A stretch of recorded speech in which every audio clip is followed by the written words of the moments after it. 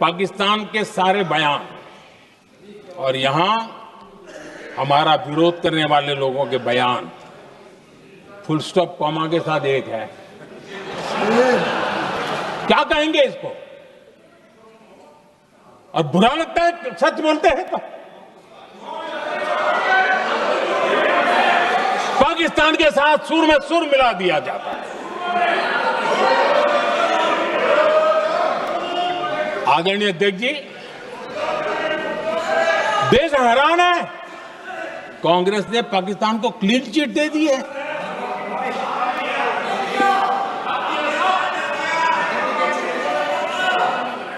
उनकी ये हिम्मत, और इनकी आदत जाती नहीं है, ये हिम्मत कि पहलगाम के आतंकी पाकिस्तानी थे, इसका सबूत दो।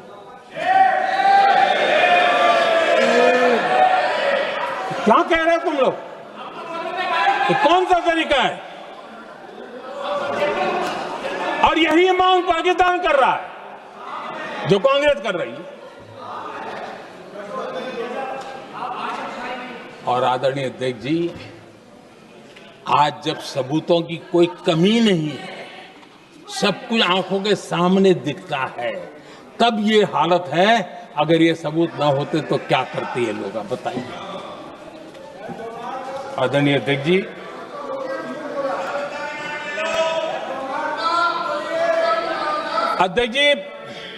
ऑपरेशन सिंदूर के एक पार्ट की तरफ तो चर्चा भी बहुत होती है, ध्यान भी जाता है, लेकिन देश के लिए कुछ गौरव की क्षणें होती हैं, ताकत की परिचय होता है, उसकी तरफ भी ध्यान जाना बहुत आकर्षित है। हमारे एयर डिफेंस सिस्टम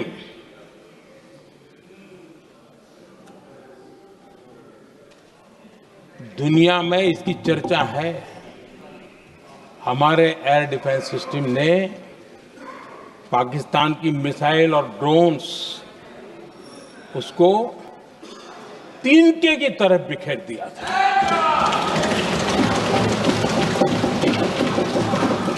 आदरणीय अध्यक्ष जी, मैं एक आंकड़ा आज बताना चाहता हूं, पूरा देश गर्व से भर जाएगा। कुछ लोगों का क्या होगा मैं नहीं जानता, पूरा देश गर्व से भर जाएगा। 9 मई को पाकिस्तान ने करीब 1000 मिसाइलों और आर्म्ड ड्रोन्स के भारत पर बहुत बड़ा हमला करने की कोशिश की। 1000 ये मिसाइलें भारत के किसी भी हिस्से पर गिरती तो वहां भयंकर तबाही मचती है, लेकिन 1000 मिसाइल्स और ड्रोन्स को भारत ने आसमान में ही चूर चूर कर दिया।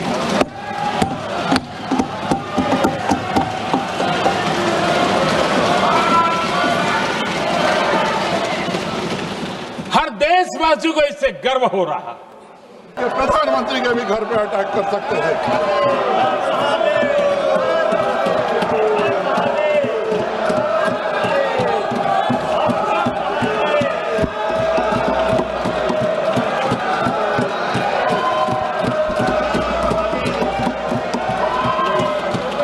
लेकिन हमारे विपक्ष को यह बात समझ में नहीं आती है, क्योंकि उनको यह समझ ही में नहीं आता है कि भारत की शक्ति क्या है। जब 2006 में ट्रेन ब्लास्ट होता है, 189 लोग मारे जाते। नेवी, आर्मी, एयरफोर्स, तीनों सेनाओं का जॉइंट एक्शन, इसके बीच की सिनर्जी, इसने पाकिस्तान के छक्के छुड़ा दिए।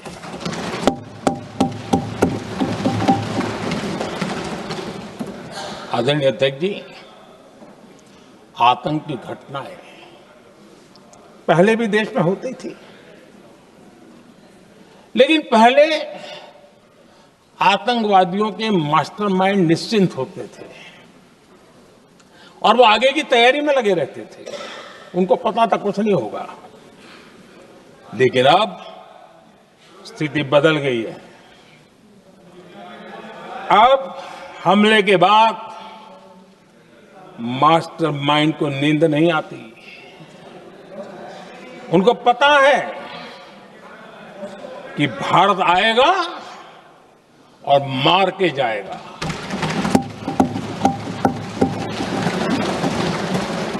ये न्यू नॉर्मल भारत ने सेट कर दिया है।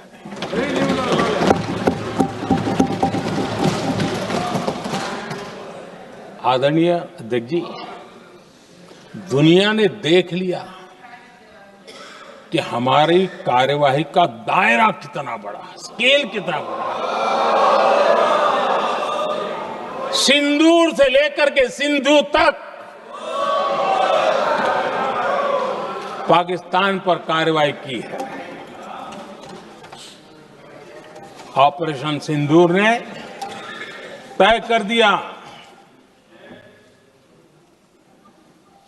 कि भारत में आतंकी हमले की उसके आकाओं को और पाकिस्तान को भारी कीमत चुकानी पड़ेगी। अब ऐसे ही नहीं जा सकते। आदरणीय अध्यक्ष जी, ऑपरेशन सिंदूर से स्पष्ट होता है कि भारत ने 3 सूत्र तय किए हैं।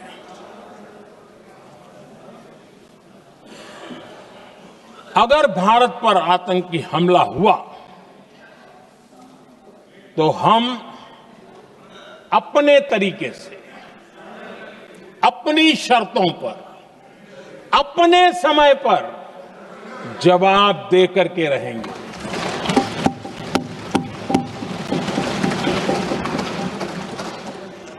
दूसरा, कोई भी न्यूक्लियर ब्लैकमेल अब नहीं चलेगा।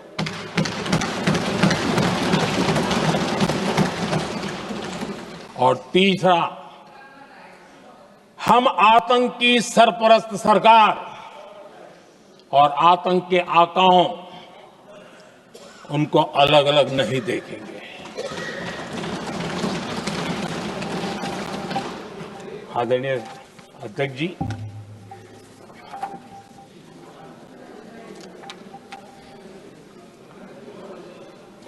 यहां पर विदेश नीति को लेकर के भी काफी बातें कही गई हैं।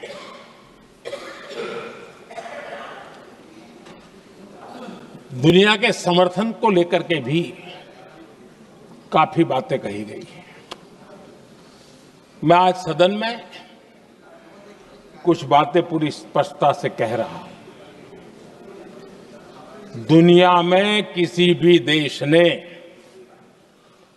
भारत को अपनी सुरक्षा में कार्रवाई करने से रोका नहीं है।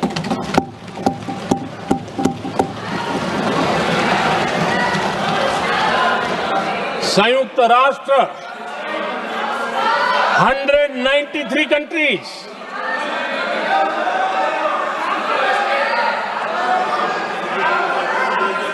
सिर्फ 3 देश 193 कंट्री में सिर्फ 3 देश ऑपरेशन सिंदूर के दौरान पाकिस्तान के समर्थन में बयान दिया था। Only 3 countries.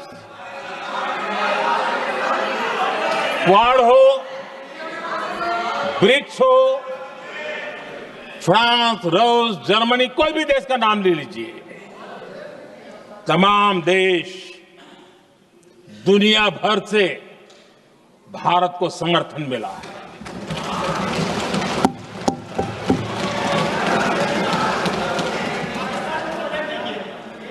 आदरणीय अध्यक्ष जी, दुनिया का समर्थन तो मिला, दुनिया के देशों का समर्थन मिला, माननीय, लेकिन ये दुर्भाग्य है कि मेरे देश के वीरों के पराक्रम को कांग्रेस का समर्थन नहीं।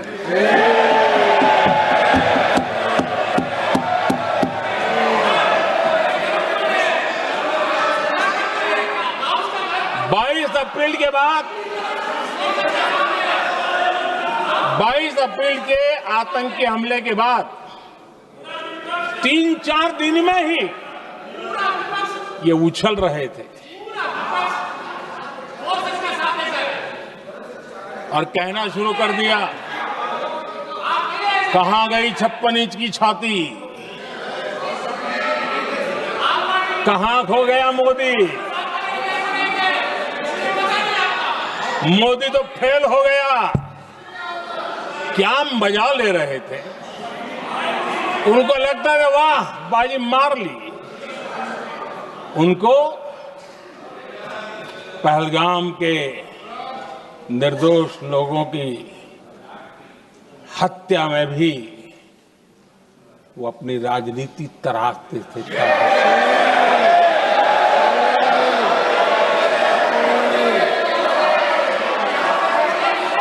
अपनी स्वार्थी राजनीति के लिए मुझ पर निशाना साध रहे थे, लेकिन उनकी ये बयानबाजी, इनका छिछोरापन देश के सुरक्षा बलों का मनोबल गिरा रहा था। माननीय प्रतिपक्ष के नेता, एक मिनट, प्रतिपक्ष के नेता आपकी बात सबने ध्यान से सुनी। आप बेटे कांग्रेस कर रहे हैं और कुछ नेताओं को पीछे से, ये उचित नहीं है आपके लिए। न भारत के सामर्थ्य पर भरोसा है और न ही भारत की सेनाओं पर। इसलिए वो लगातार ऑपरेशन सिंदूर पर सवाल उठा रहे हैं। ऐसा करके आप लोग मीडिया में हेडलाइंस तो ले सकते हैं, लेकिन देशवासियों के दिलों में जगह नहीं बना सकते।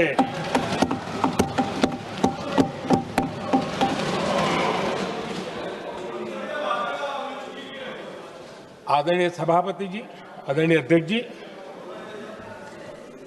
10 मई को भारत ने ऑपरेशन सिंदूर के तहत हो रहे एक्शन को रोकने की घोषणा की। इसको लेकर यहां भांति भांति की बातें कही गई। ये वही प्रोपेगेंडा है जो सीमा पार से फैलाया गया है। कुछ लोग सेना द्वारा दिए गए तथ्यों की जगह पाकिस्तान के झूठ प्रचार को आगे बढ़ाने में जुटे हुए हैं,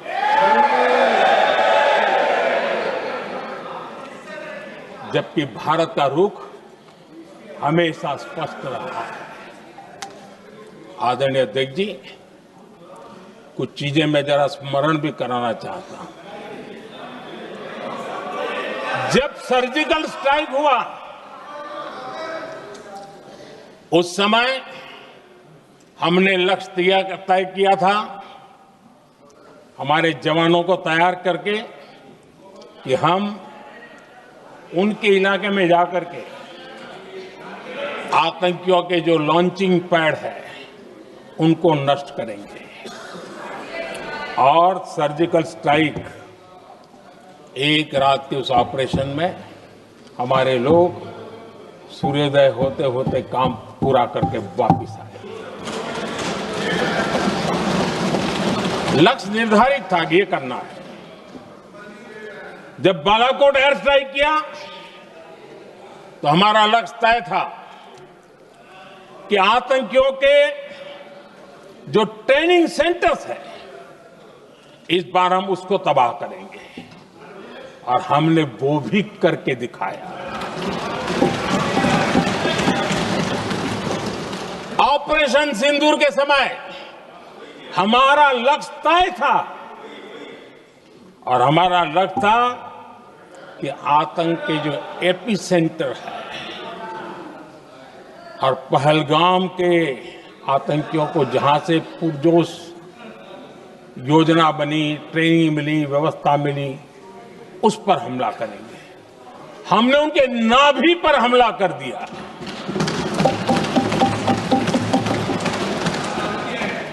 जहां पहलगाम के आतंकियों का रिक्रूटमेंट हुआ, ट्रेनिंग होती थी, फंडिंग होता था, उन्हें टेक्निकल सपोर्ट मिलता था, शस्त्र सरंजाम मिलता था, उस जगह को आइडेंटिफाई किया और हमने सटीक तरीके से ऑपरेशन सिंदूर के तहत आतंकियों की नाभि पे प्रहार कर दिया।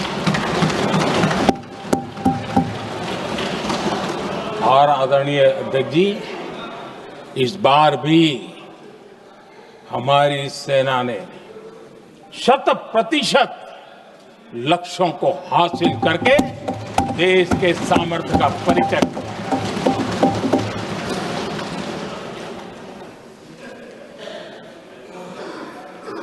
कुछ लोग जानबूझ करके कुछ चीजें भूलने में इंटरेस्टेड होते हैं। देश भूलता नहीं है, देश को याद है। 6 रात और 7 मई सुबह ऑपरेशन हुआ था और 7 मई को सुबह भारत ने प्रेस कॉन्फ्रेंस हमारी सेना ने की और इस प्रेस कॉन्फ्रेंस में भारत ने स्पष्ट कर दिया था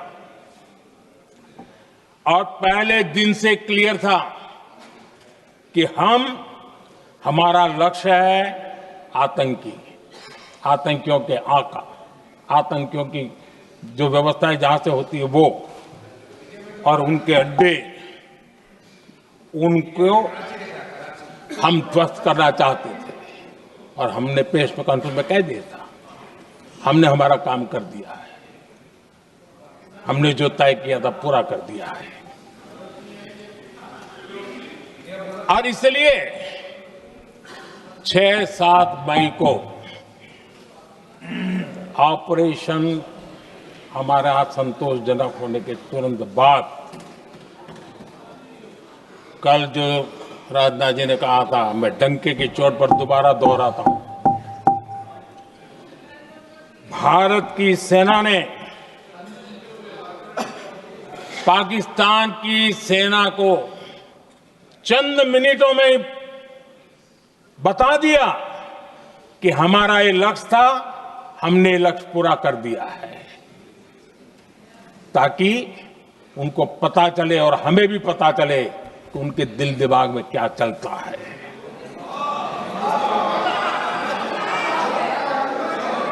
हमने अपना लक्ष्य 100% हासिल कर लिया था और पाकिस्तान में समझदारी होती तो आतंकियों के साथ खुलेआम खड़े रहने की गलती न करता। उसने निर्लज्ज होकर के आतंकवादियों के साथ खड़े रहने का फैसला किया। हम पूरी तरह तैयार थे, हम भी मौके की तलाश में थे, लेकिन हमने दुनिया को बताया था कि हमारा लक्ष्य आतंकवाद है, आतंकवादी आका है, आतंकवादी ठिकाने हैं, वो हमने पूरा कर दिया। लेकिन जब पाकिस्तान ने आतंकियों की मदद में आने का फैसला किया और मैदान में उतरने की हरकत की, तो भारत की सेना ने सालों तक याद रह जाए ऐसा करारा जवाब दे करके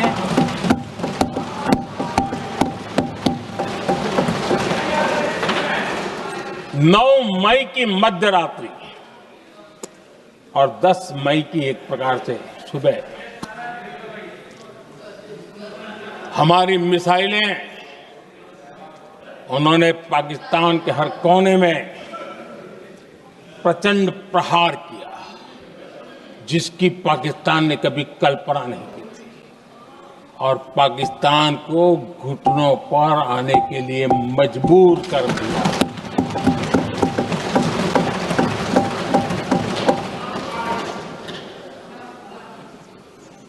और आपने टीवी में भी देखा है, वहां से क्या बयान आते थे।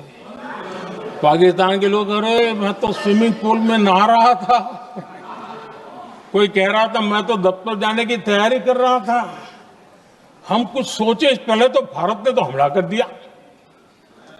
ये पाकिस्तान के लोगों के बयान है और देश ने देखे हैं। स्विमिंग पूल में नहा रहा था।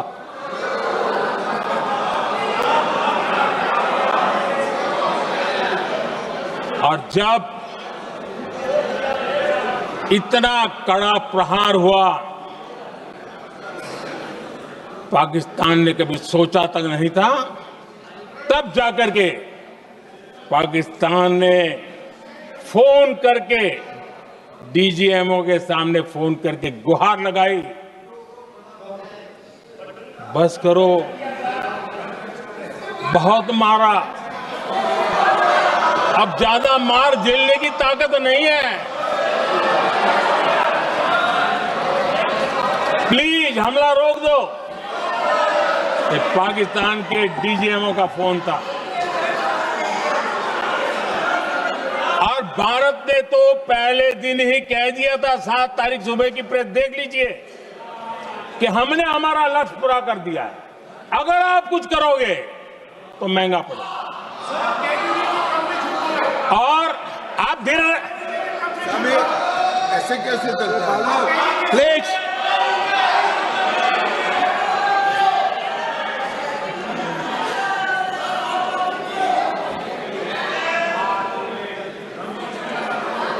मैं आज दोबारा कह रहा हूं, ये भारत की स्पष्ट नीति थी, सुविचारित नीति थी, सेना के साथ मिलकर के तय की हुई नीति थी, और वे ये थी कि हम आतंक, उनके आका, उनके ठिकाने, ये हमारा लक्ष्य है। और हमने कहा, पहले दिन प्रेस कॉन्फ्रेंस में कहा है कि हमारा एक्शन नॉन एक्सेलेटरी है, ये हमने कह करके किया है। और इसके लिए साथियों हमने हमला रोका। अध्यक्ष जी, दुनिया के किसी भी नेता ने भारत के ऑपरेशन रोकने के लिए नहीं कहा।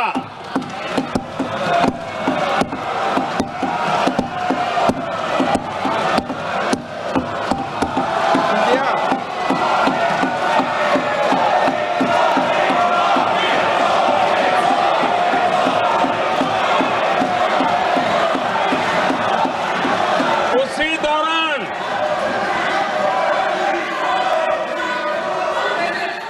9 तारीख को रात को अमेरिका के उपराष्ट्रपति जी ने मुझसे बात करने का प्रयास किया। वो घंटे भर कोशिश कर रहे थे, लेकिन मेरी सेना के साथ मीटिंग चल रही थी, तो मैंने उनका फोन उठा नहीं पाया। बाद में मैंने उनको कॉल बैक किया। मैंने कहा कि आपका फोन था, 3-4 बार आपका फोन आ गया, क्या है? तो अमेरिका के उपराष्ट्रपति जी ने मुझे फोन पे बताया कि पाकिस्तान बहुत बड़ा हमला करने वाला है, ये उन्होंने मुझे बताया। मेरा जो जवाब था, जिनको समझ नहीं आता है उनको तो नहीं आएगा,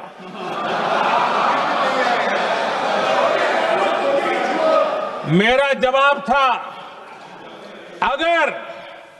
अगर पाकिस्तान का ये इरादा है तो उसे बहुत महंगा पड़ेगा। ये मैंने अमेरिका के उपराष्ट्रपति को कहा।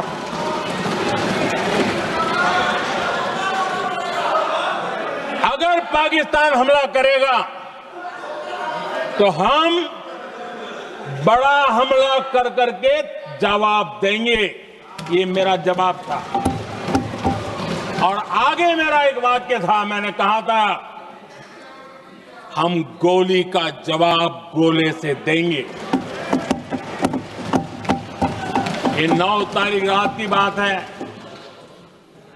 और 9 रात में और 10 सुबह हमने पाकिस्तान को सैन्य शक्ति को तहस नहस कर दिया था। और यही हमारा जवाब था, यही हमारा जज्बा था। और आज पाकिस्तान भी भली भांति जान गया है कि भारत का हर जवाब पहले से ज्यादा तगड़ा होता है।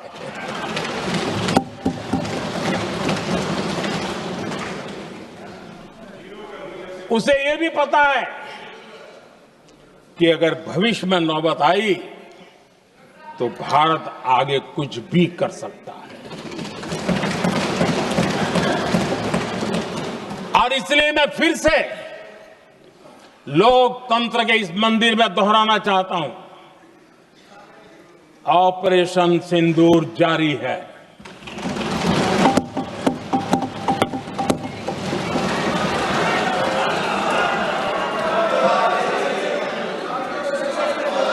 पाकिस्तान ने दुस्साहस की अगर कल्पना की तो उसे करारा जवाब दिया जाएगा।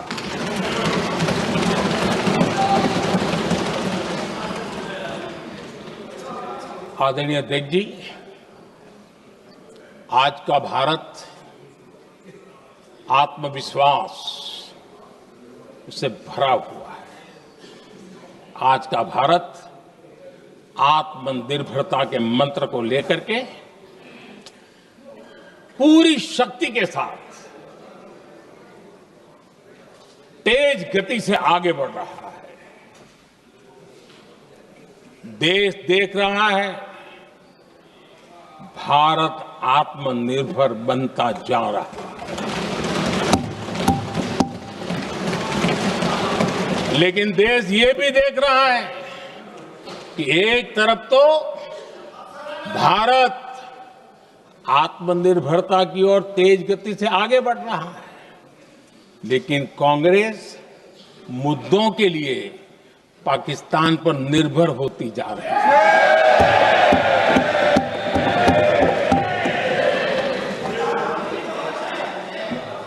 मैं आज पूरा दिन देख रहा था, जो 16 घंटे से जो चर्चा चल रही है, दुर्भाग्य से। प्लीज बैठिए, सब जवाब दे दिया आपका, आप सुनते नहीं, सबका जवाब दे दिया। प्लीज दुर्भाग्य से सुनिए जवाब। कांग्रेस को पाकिस्तान के मुद्दे इंपोर्ट करने पड़ रहे हैं।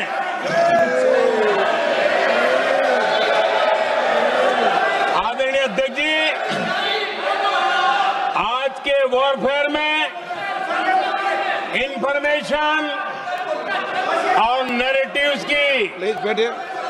बहुत बड़ी भूमिका है। नैरेटिव घड़ करके, एआई का भी भरपूर उपयोग करके सेनाओं के मनोबल को कमजोर करने के खेल भी खेले जाते हैं। जनता के अंदर अविश्वास पैदा करने के भी भरपूर प्रयास होते हैं। दुर्भाग्य से कांग्रेस और उसके सहयोगी पाकिस्तान के ऐसे ही प्रपंच के प्रवक्ता बन चुके हैं।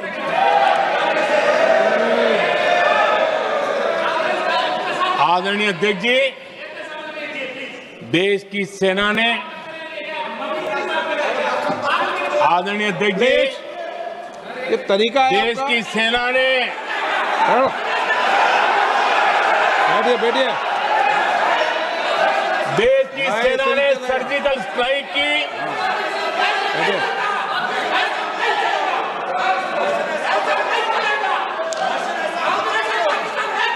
बैठिए। आदरणीय अध्यक्ष जी, देश की सेना ने सफलतापूर्वक सर्जिकल स्ट्राइक की तो तुरंत कांग्रेस वालों ने सेना से सबूत मांगे थे, लेकिन जब उन्होंने देश का मूड देखा, देश का मिजाज देखा, तो सुर उनके बदलने लगे और बदल करके क्या कहने लगे? कांग्रेस के लोगों ने कहा, ये सर्जिकल स्ट्राइक क्या बड़ी बात है, ये तो हमने भी की थी। एक ने कहा 3 सर्जिकल स्ट्राइक की थी, दूसरे ने कहा 6 सर्जिकल स्ट्राइक की थी, तीसरे ने कहा 15 सर्जिकल स्ट्राइक की थी। जितना बड़ा नेता उतना बड़ा आंकड़ा चल रहा था।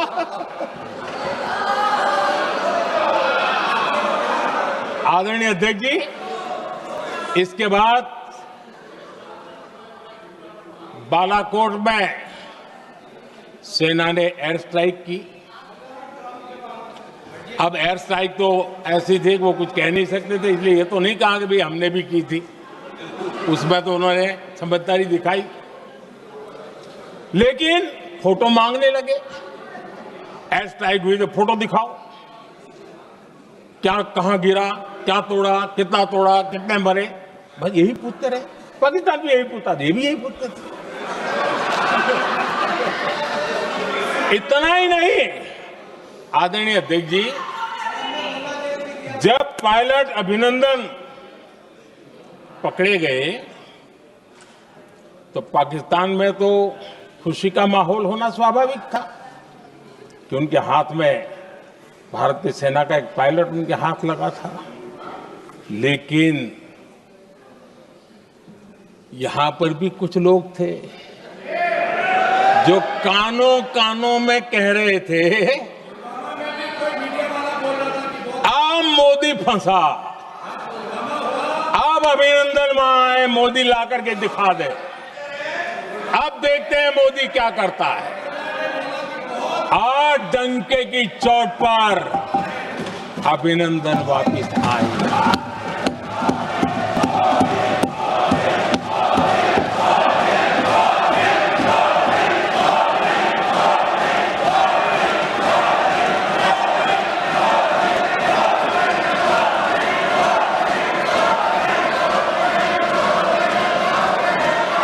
अभिनंदन को ले आए तो इनकी बोलती बंद हो गई। इनको लगा यार कि नसीब वाला आदमी है, हमारा हथियार हाथ से निकल गया। आदरणीय अध्यक्ष जी, पहलगाम हमले के बाद हमारा बीएसएफ का एक जवान पाकिस्तान के कब्जे में गया तो फिर इनको लगा वाह, बड़ा मुद्दा हाथ में आ गया है, अब मोदी फंस जाएगा। अब तो मोदी की फजीयत जरूर होगी। और उनकी इकोसिस्टम ने सोशल मीडिया में बहुत सारी कथाएं वायरल की कि ये बीएसएफ के जवान का क्या होगा, उसके परिवार का क्या होगा, ये वापस आएगा, कब आएगा, कैसे आएगा, न जाने क्या क्या चला दिया। आदरणीय अध्यक्ष जी, बीएसएफ का वो जवान भी आन बान शान के साथ वापस आया।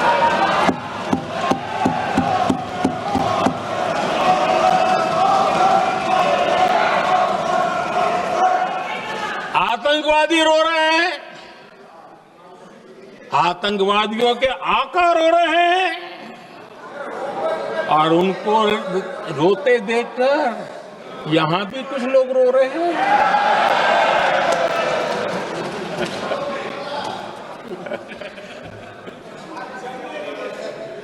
अब देखिए, सर्जिकल स्ट्राइक सर्जिकल स्ट्राइक चल रही थी, उसके बाद उन्होंने एक खेल खेलने की कोशिश की, बात जमी नहीं।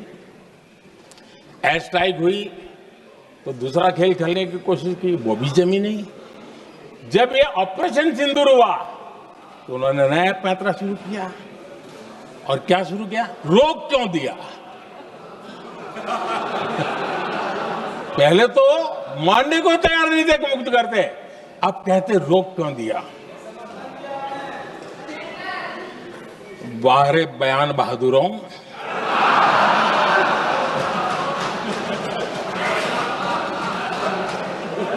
आपको विरोध का कोई न कोई बहाना चाहिए। और इसलिए सिर्फ मैं नहीं, पूरा देश आप पर हंस रहा है।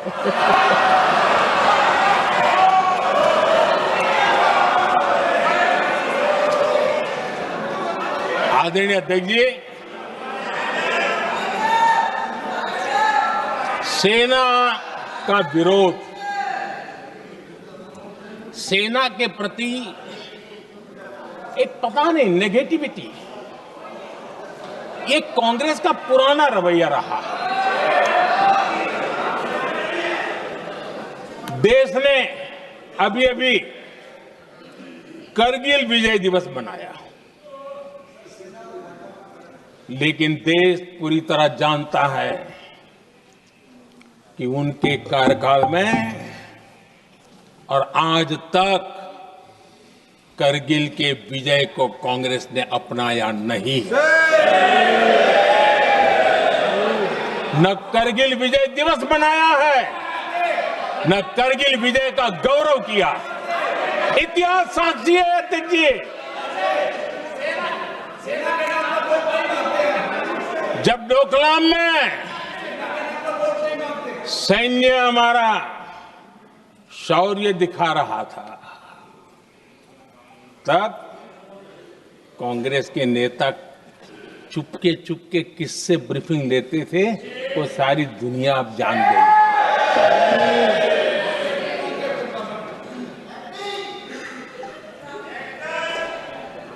आप निकाल दीजिए पाकिस्तान के सारे बयान और यहां हमारा विरोध करने वाले लोगों के बयान, फुल स्टॉप कॉमा के साथ एक है। क्या कहेंगे इसको? और बुरा लगता है सच बोलते हैं तो। पाकिस्तान के साथ सुर में सुर मिला दिया जाता है। आदरणीय अध्यक्ष जी, देश हैरान है, कांग्रेस ने पाकिस्तान को क्लीन चिट दे दी है।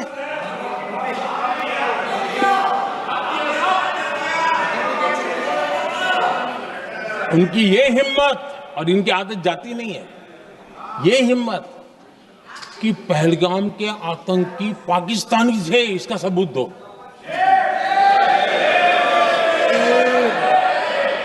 क्या कह रहे हो तुम लोग? ये कौन सा तरीका है? और यही मांग पाकिस्तान कर रहा है जो कांग्रेस कर रही है। और आदरणीय अध्यक्ष जी, आज जब सबूतों की कोई कमी नहीं है, सब कुछ आंखों के सामने दिखता है, तब ये हालत है। अगर ये सबूत ना होते तो क्या करते ये लोग, आप बताइए। आदरणीय अध्यक्ष जी,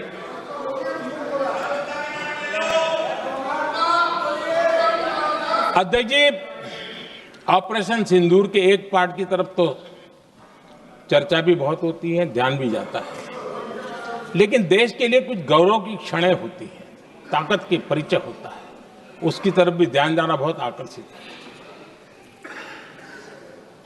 हमारे एयर डिफेंस सिस्टम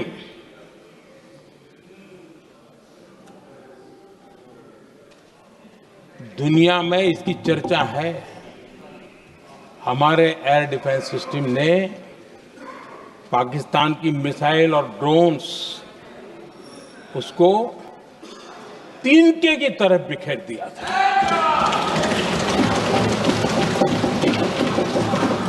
आदरणीय अध्यक्ष जी, मैं एक आंकड़ा आज बताना चाहता हूं। पूरा देश गर्व से भर जाएगा।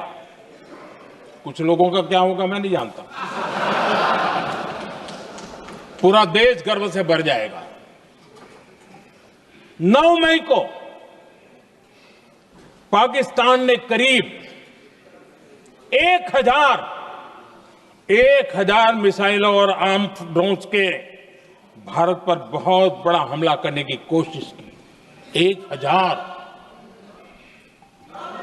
ये मिसाइलें भारत के किसी भी हिस्से पर गिरती तो वहां भयंकर तबाही मचती,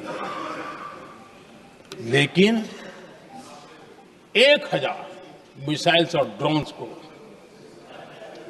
भारत ने आसमान में ही चूर चूर कर दिया।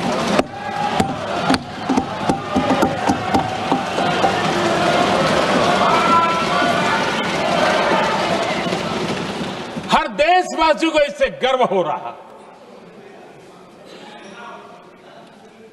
लेकिन जैसे कांग्रेस के लोग इंतजार कर रहे थे, कुछ तो गड़बड़ होगी यार, मोदी मरेगा, कहीं तो फंसेगा।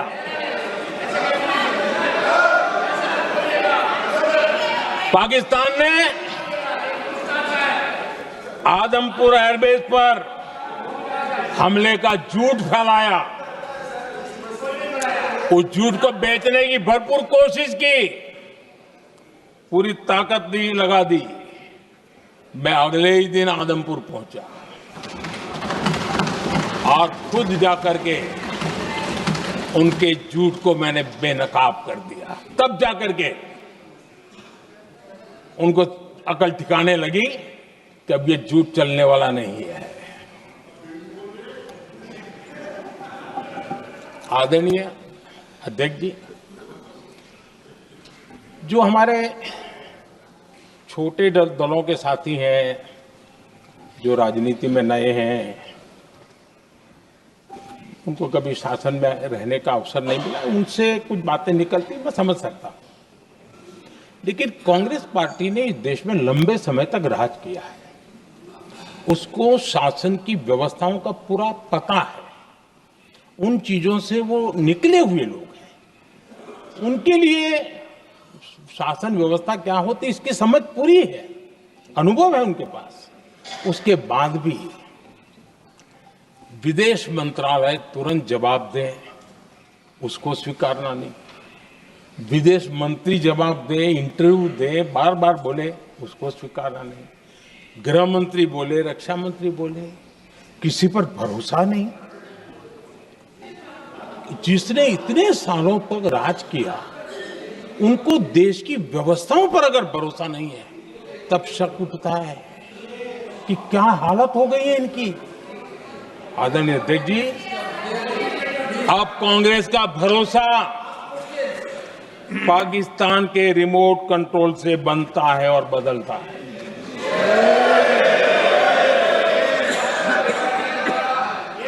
आदरणीय अध्यक्ष जी, एक बिल्कुल कांग्रेस के नए सदस्य, यानी उनको तो क्षमा करनी चाहिए, नए सदस्य को क्या कहेंगे, लेकिन कांग्रेस के आका जो उनको लिख करके देते हैं और उनसे बुलवाते हैं, खुद में हिम्मत नहीं है, उनसे बुलवाते हैं कि ऑपरेशन सिंदूर ये तो तमाशा था, ये आतंकवादियों ने जिन 26 लोगों को मौत के घाट उतारा था ना, उस भयंकर क्रूर घटना पर ये तेजाब छिड़कने वाला पाप है। तमाशा कहते हो? आपकी असहमति हो सकती है, और ये कांग्रेस के नेता बुलवाते हैं।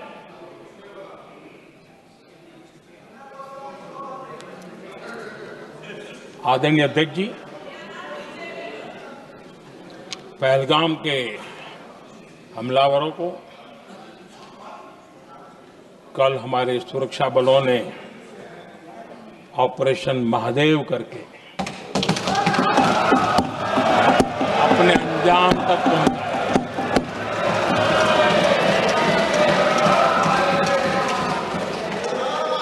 लेकिन मैं हैरान हूं कि यहां ठहाके लगा के पूछा गया कि आखिर कल ही क्यों हुआ।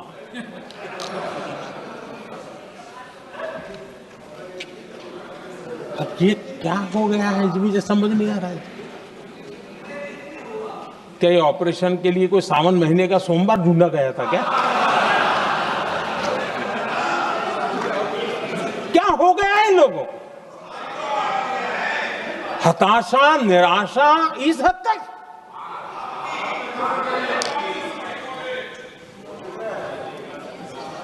और देखिए मजा, पिछले कई सप्ताह से हाँ ऑपरेशन सिंदूर हो गया तो ठीक है, पहलगाम के आतंकियों का क्या हुआ, पहलगाम के आतंकियों का अब हुआ तो कल क्यों हुआ?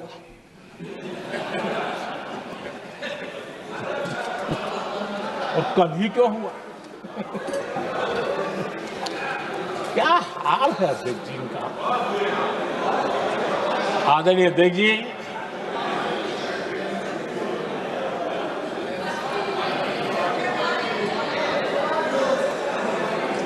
आदरणीय अध्यक्ष जी,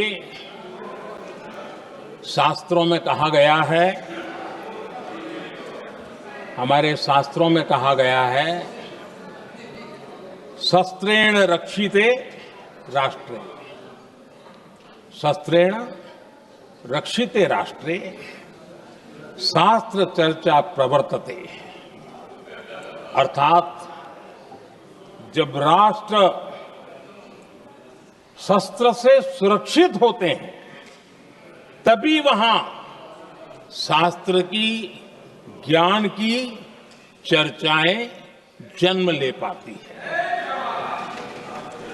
जब सीमा पर सेनाएं मजबूत होती है तभी लोकतंत्र प्रखर होता है। आदरणीय अध्यक्ष जी, ऑपरेशन सिंदूर बीते दशक में भारत की सेना के सशक्तिकरण का एक साक्षात प्रमाण है। ऐसे ही नहीं हुआ है। कांग्रेस के शासन के दौरान सेनाओं को आत्मनिर्भर बनाने के संबंध में सोचा तक नहीं जाता था। आज भी आत्मनिर्भर शब्द की मजाक उड़ाई जाती है। वैसे वो महात्मा गांधी से आया हुआ है, लेकिन आज भी मजाक उड़ाई जाती है। हर रक्षा सौदे में कांग्रेस अपने मौके खोजती रहती थी।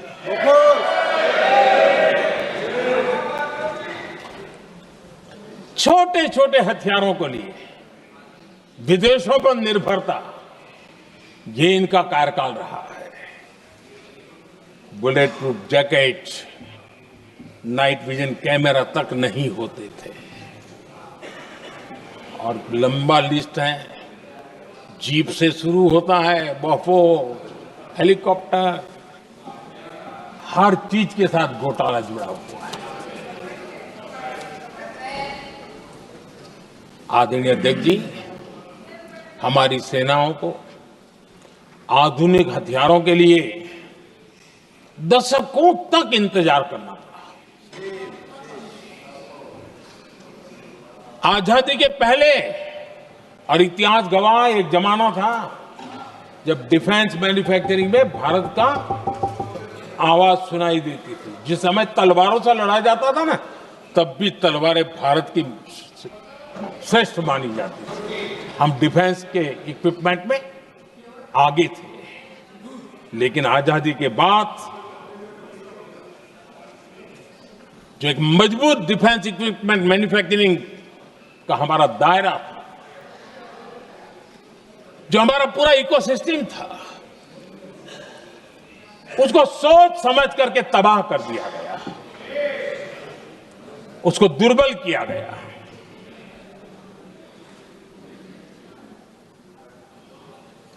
रिसर्च और मैन्युफैक्चरिंग के लिए रास्ते बंद कर दिए गए। अगर इसी नीति पर हम चलते तो भारत इस 21वीं सदी में ऑपरेशन सिंदूर के संबंध में सोच भी नहीं सकता। यह हालत करके रखा हुआ था उन्होंने। भारत को सोचना पड़ता कि अगर कोई एक्शन लेना है तो शस्त्र कहां से मिलेंगे, साधन कहां से मिलेगा, बारूद कहां से मिलेगा, समय पर मिलेगा नहीं मिलेगा, बीच बचाव में रुकता नहीं जाएगा, ये टेंशन पालना पड़ता है।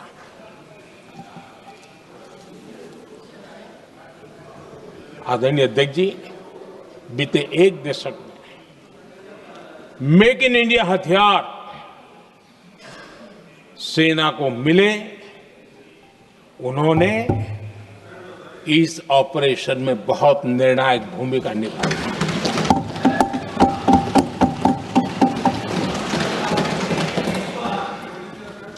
आदरणीय अध्यक्ष जी,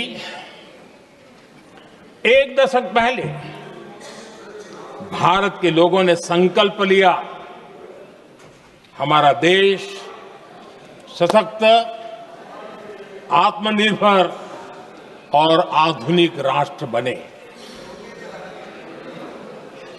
रक्षा, सुरक्षा, हर क्षेत्र में बदलाव के लिए एक के बाद एक ठोस कदम उठाए गए, सीरीज ऑफ रिफॉर्म्स किए गए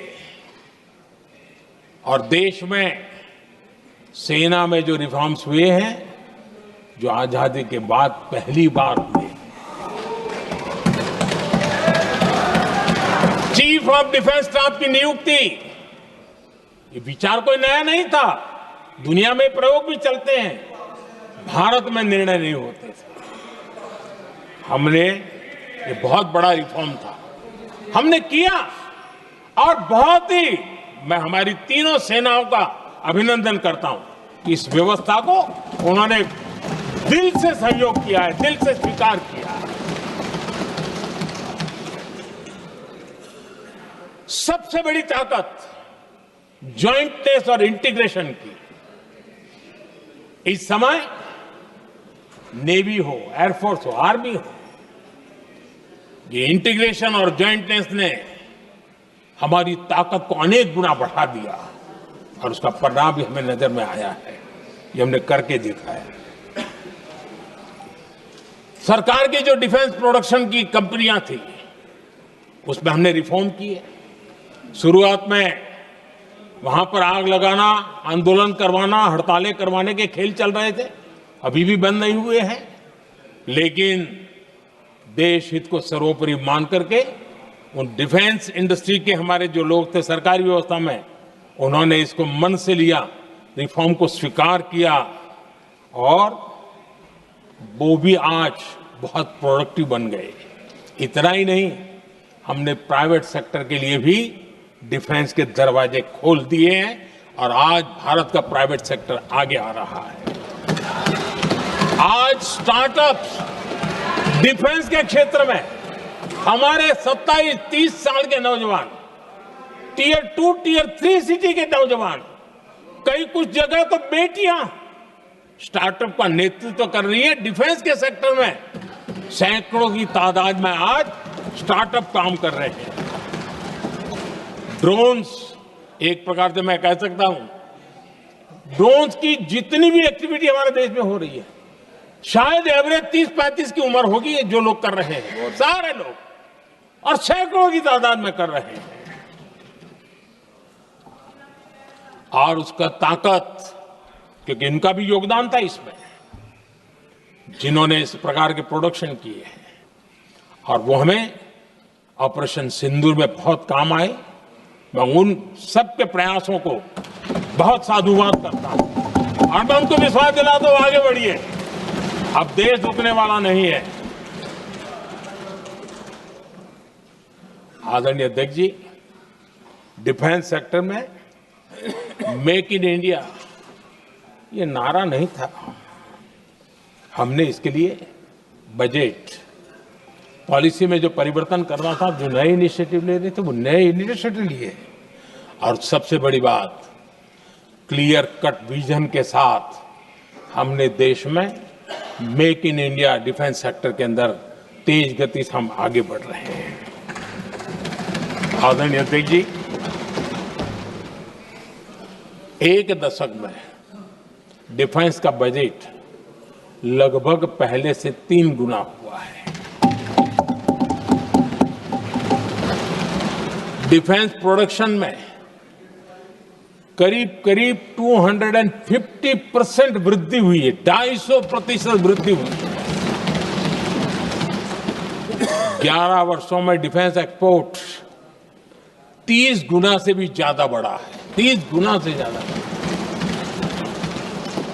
डिफेंस एक्सपोर्ट आज दुनिया के करीब 100 देशों तक हम पहुंचे हैं। और आदरणीय अध्यक्ष जी, कुछ चीजें ऐसी होती हैं जो इतिहास में बहुत बड़ा प्रभाव छोड़ती हैं। ऑपरेशन सिंदूर ने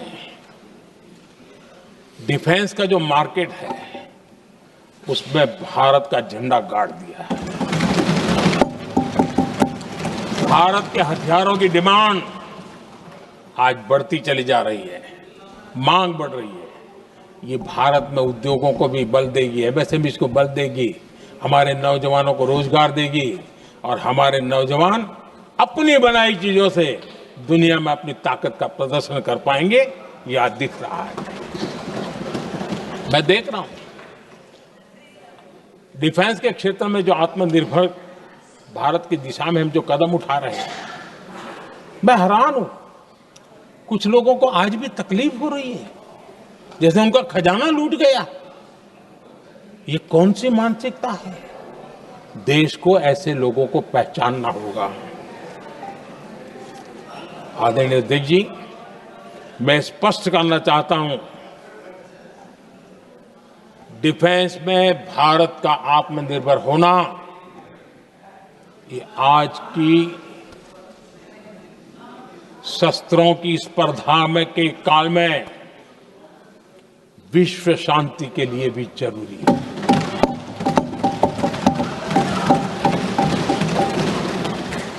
मैं पहले भी कह चुका हूं, भारत युद्ध का नहीं बुद्ध का देश है। हम समृद्धि शांति चाहते हैं, लेकिन हम ये कभी न भूले कि समृद्धि का और शांति का रास्ता शक्ति से ही गुजरता है।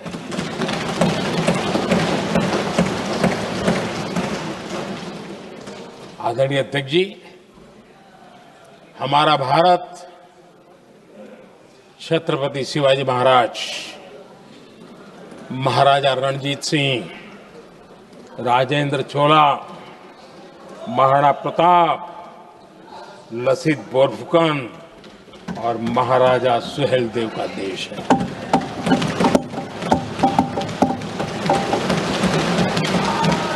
आदरणीय अध्यक्ष जी, हम विकास और शांति के लिए सामरिक सामर्थ्य पर भी फोकस करते हैं। आदरणीय अध्यक्ष जी, कांग्रेस के पास नेशनल सिक्योरिटी का विजन न पहले था और आज तो सवाल ही नहीं उठता है।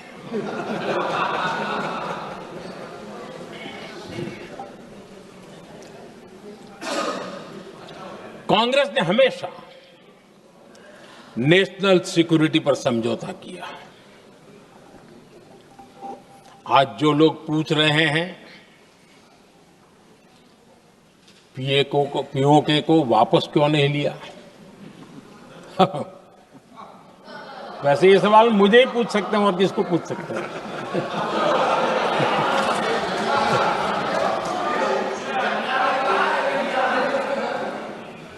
लेकिन इसके पहले जवाब देना होगा पूछने वालों को। किसकी सरकार ने पीओके पर पाकिस्तान को कब्जा करने का अवसर दिया? जवाब साफ है, जवाब साफ है। जब भी मैं नेहरू जी की चर्चा करता हूं तो कांग्रेस और उसका पूरा इकोसिस्टम बिलबिला जाता है। पता नहीं क्या है। आदरणीय अध्यक्ष जी, हम एक शेर सुना करते थे, मुझे ज्यादा इसका ज्ञान तो नहीं है लेकिन सुनते थे। लम्हों ने खता की और सदियों ने सजा पाई। आजादी के बाद से ही जो फैसले लिए गए उनकी सजा आज तक देश भुगत रहा है।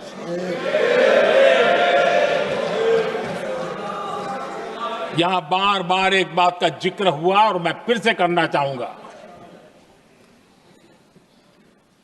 अक्साई चीन की उस पूरे क्षेत्र को बंजर जमीन करार दिया गया। ये कह करके तो बंजर है। देश की 38,000 वर्ग किलोमीटर जमीन हमें खोनी पड़ी।